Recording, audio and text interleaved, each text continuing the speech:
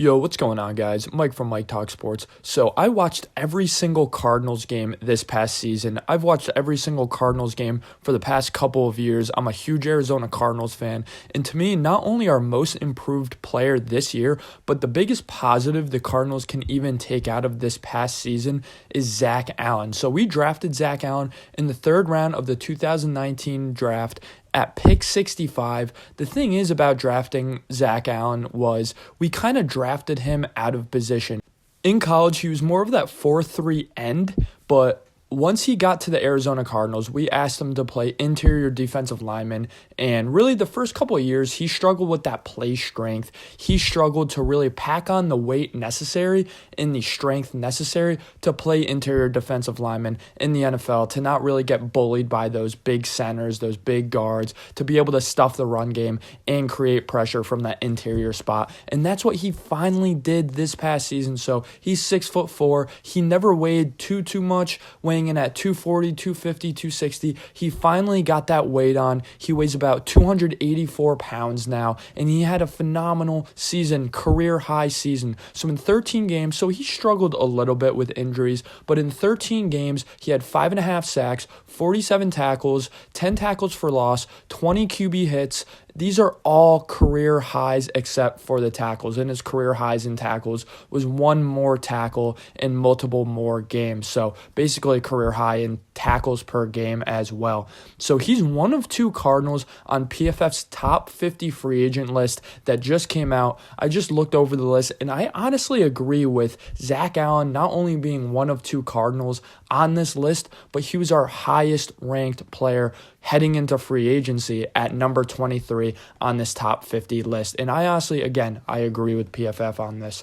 So Zach Allen per PFF, he earned his first run offensive grade above 60 and his first pass rush grade above 70 with a career best in 35 QB pressures and an 8.3 pressure rate. So again, like I just mentioned, Zach Allen, he really finally put on that weight and figured everything out. Coming out of the third round, he was always a heady player, a smart, high IQ guy. It was just whether he got that play strength down. He finally did. He's been mentored by J.J. Watt the past couple of seasons. They have a phenomenal relationship. You can tell J.J. Watt has all the faith in the world in this guy. The first year that he came, J.J. Watt says, look at Zach Allen. He has so much potential. And the second year, it really came to fruition. So he's definitely a favorite with J.J. Watt. And I think Zach Allen is even a favorite with Cardinals fans at this point. I know he is with me. Again, coming off of a really disappointing season, you look for positives. You look for guys who step up and play better than they've been playing when you have so many guys playing worse than they've been playing. And Zach Allen truly was one of the guys for this Arizona team. So Monti Ossenfort, the new GM of the Arizona Cardinals, and the Arizona Cardinals' entire front office now have a big job to do. They have 29 unrestricted free agents. Some significant free agents include Byron Murphy, Justin Pugh, Rodney Hudson, Kelvin Beachum. Kelvin Beachum was the other guy, our right tackle, who is on that top 50 PFF list. You look at guys like Justin Pugh and Rodney Hudson, they're kind of 1 foot in, 1 foot out of the door. They've been pondering retirement the last couple of years. I don't think the Cardinals even make an effort to bring back either of those guys at this point in their career. Byron Murphy was really disappointing this year after a phenomenal year 2 years ago. Really helped us get that 8-0 start. I remember that Jacksonville Jaguars game from 2 years ago. He had a phenomenal game in that game. Was the reason we honestly won that game. Disappointing this year, like I just said. He was injured for a little bit this year, but when he played, he wasn't great. He wasn't bad, but he just didn't stand out as that standout player for our defense 2 years ago. He was a reason why our defense honestly got worse last year. So looking at the projections for his free agency, looking at what the interior defensive linemen have gotten in the past couple of years, honestly, interior defensive linemen, especially as of late, it's not a position that has had crazy talent coming into the draft. I would say it's probably a top 3 to 5 most weak position year in and year out in the NFL draft. Last year's draft was actually a historically bad defensive interior lineman draft. I think the least amount of interior defensive linemen throughout the first 5 rounds in the last couple of years was last year's draft. So Zach Allen, he's going to be a pretty demanded player here, guys. There's not a lot of interior defensive line talent at the moment in the NFL. It seems as though the centers and the guards kind of caught up to the defensive linemen and are kind of winning against these defensive linemen. Hell, we just saw in the Super Bowl 0 sacks from the Philadelphia Eagles, who really had a historic sack rate pace. So that really brings me to another point.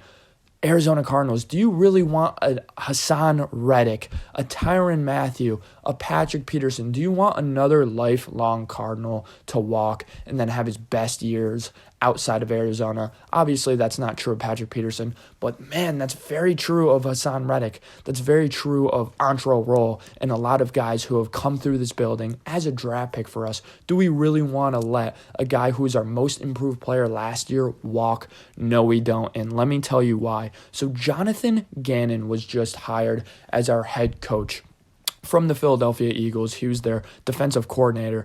Guys, Jonathan Gannon was 32nd dead last in blitz percentage for the Eagles this past season. What does that mean? You need to get pressure with your front four. You can't get pressure with your front four if you have no one on our front four. We have J.J. Watt, who's gone. Zach Allen, we need him so desperately. I get it. I know we're going to draft an interior defensive lineman or an edge player with that top 5 draft pick. I love it, but our interior defensive line and our edge rushers are still so bad. Even if we get an elite talent in the top 5 of the NFL draft, we are going to legitimately be one of the worst, if not the worst defenses in the league if we have Jonathan Gannon come in, run that cover 4 quarters, heavy Vic Fangio, conservative defense where, again, in order to generate pressure, you need a good front four. You're not going to be blitzing 5, 6, 7 guys at a time.